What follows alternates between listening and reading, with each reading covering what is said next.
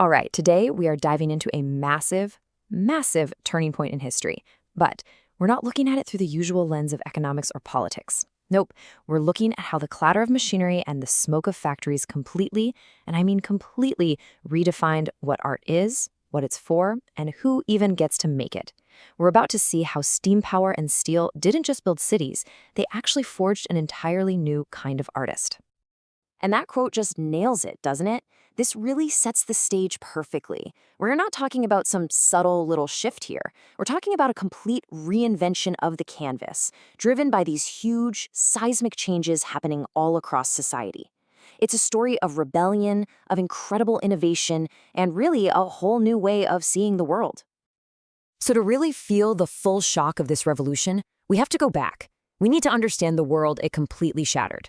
Let's take a quick look at what art was like before all those gears of industry started grinding. You see, for centuries, art was basically tied at the hip with power and wealth. Artists were, for the most part, highly skilled craftspeople. They relied on commissions from the aristocracy and the church. And the subjects they painted, these grandiose myths, big religious scenes, or fancy portraits of the wealthy, it all served one purpose: to reinforce the existing social order. It was art for the few, reflecting their values. And right here on this slide, the coming revolution becomes crystal clear. You can just see the change happening. We're witnessing this fundamental shift in who's paying for the art. It's moving away from the old guard, the aristocracy and the church, and over to this new rising middle class. And look at the subjects. They totally transform, from gods and kings to the reality of everyday life, of labor and the bustling city. But the most important change, it's the role of art itself. It goes from just reflecting a hierarchy to actually driving social commentary and innovation. That right there is the core of our story. And then everything changed. The late 18th century brings in this era of just unbelievable disruption. The machine arrived. And let me tell you, it didn't just build things, it completely dismantled an entire way of life. You really have to try and imagine the shock to the system. All of a sudden, cities are just exploding with people pouring in from the countryside. The air is filled with smoke, the sounds of machinery are literally constant, and the whole pace of life just accelerates beyond anything anyone had ever imagined. This wasn't just an economic shift, it was a sensory one, a societal one. It changed everything. So this new reality, it posed a huge question for every single artist out there. What do you do?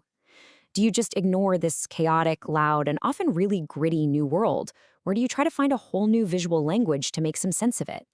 The answers they came up with would create some of the most famous art movements in all of history. So, in the face of this new industrial world, artists basically split into two camps. It was a fork in the road. You could either run away from it, or you could run right towards it, head on. And that single choice, well, that would define the entire next wave of art. And this created this fascinating split. On one side, you had Romanticism. The Romantics, they looked at these smoke-filled cities and basically said, no thanks. They chose to paint these idyllic, powerful landscapes, a beautiful escape from the ugliness of industrial life. But then, on the other side, you had Realism. They did the exact opposite.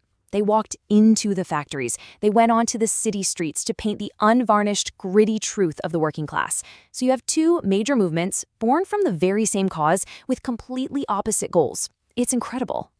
But wait, the story doesn't end there. A third way started to emerge. A movement that didn't just react to the Industrial Revolution, but was forged directly by its unique conditions. And this, of course, was Impressionism. The rise of Impressionism was really like a perfect storm. And it was totally driven by industrial age innovation. First, the invention of the camera, that was a total game changer. It freed artists from having to create perfect, photorealistic images.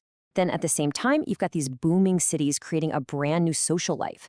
Cafes, boulevards, public parks, which became the perfect new subject matter. So to capture the fast, fleeting moments of this new modern life, artists had to invent a new language. A quick, loose, almost spontaneous-looking brushstroke.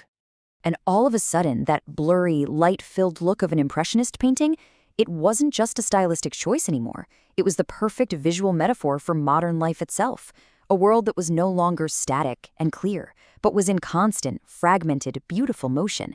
The style was the message.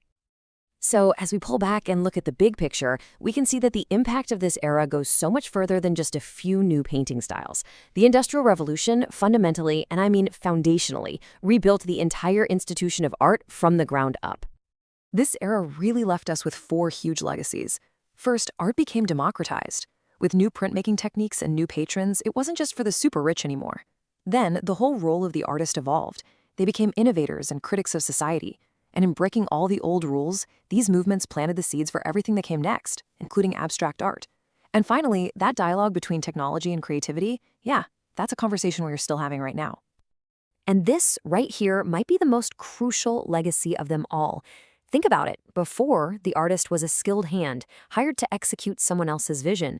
But after the Industrial Revolution, the artist became a unique voice, an independent thinker, whose job wasn't just to reflect the world, but to question it, to interpret it. This is the birth of the modern artist as we know them today. When you look at it all, this whole period just shows that art isn't created in a vacuum, right? It responds, it rebels, and it evolves. It's